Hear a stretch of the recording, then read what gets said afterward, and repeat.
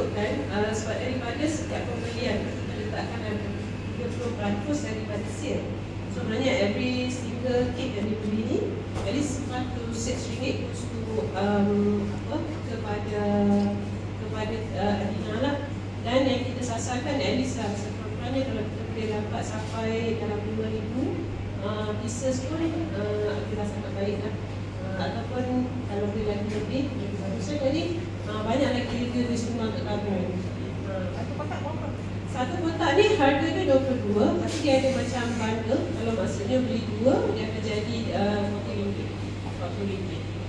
Untuk outlet sini saja ke ataupun dengan?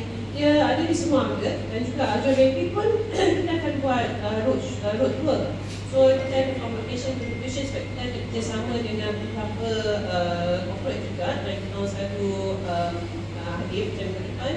Kita ada dengan KWSP, kita ada juga dengan RHP, CGC yang itu yang daripada situ kita akan cuba untuk dapatkan juga push produk ni ke depan lagi lah.